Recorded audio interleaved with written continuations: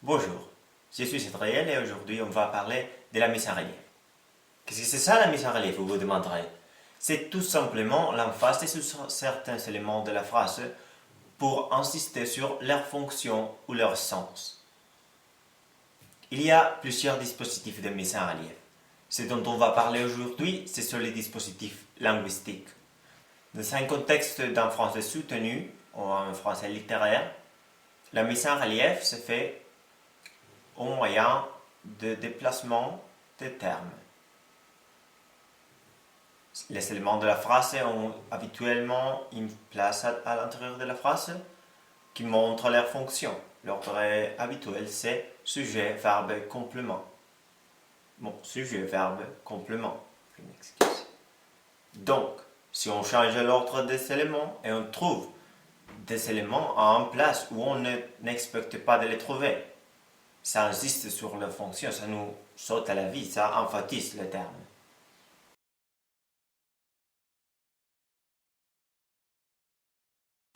Quels éléments peuvent être mis en relief par déplacement?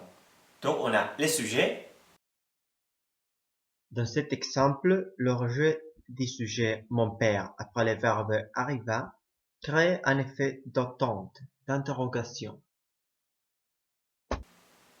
L'attribut. Dans cet exemple, l'importance de l'adjectif difficile est détachée par son apparition en début de phrase. Des propositions subordonnées circonstancielles. L'inversion de l'ordre habituel condition-conséquence, remarque ici que il réussira, mais s'il étudie.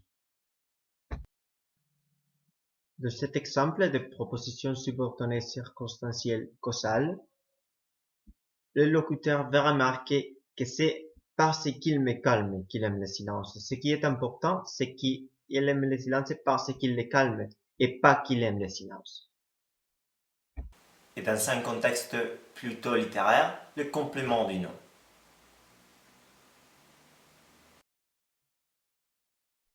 De cet exemple de son chien est mis en tête de phrase pour remarquer que le chien, c'est l'élément le plus important de la phrase.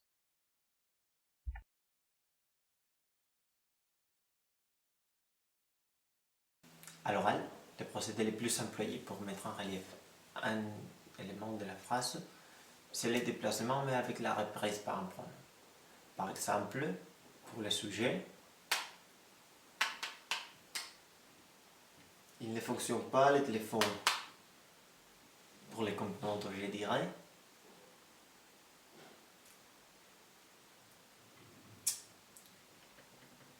ton mail je ne l'ai pas reçu. Pour les compléments d'objet indirect, mais je n'y ai pas touché à ton portable. Pour une subordonnée complétive, oui, je sais que tu ne me supportes pas, je le vois bien.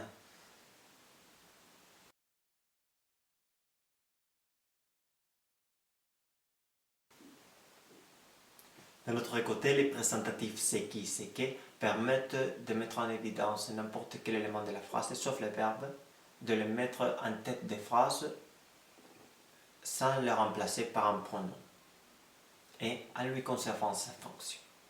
C'est qui sert à introduire le sujet. On dit c'est, sujet, qui et le reste de la phrase. Le chien a volé les poissons.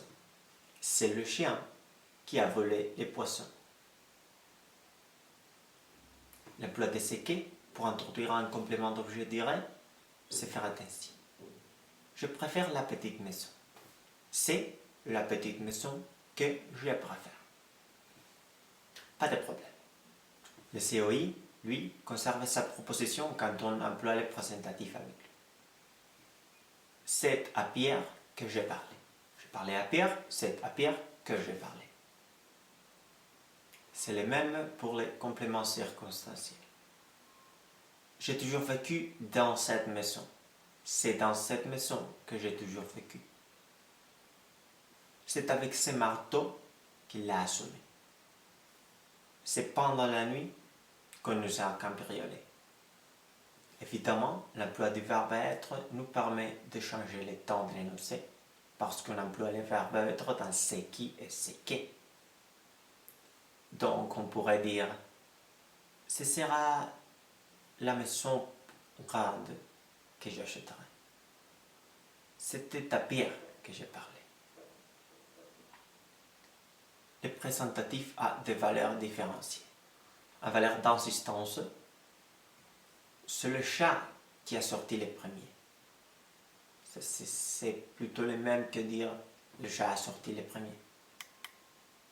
Et en valeur d'identification, c'est le chat qui a sorti. Ça, ce n'est pas du tout le même.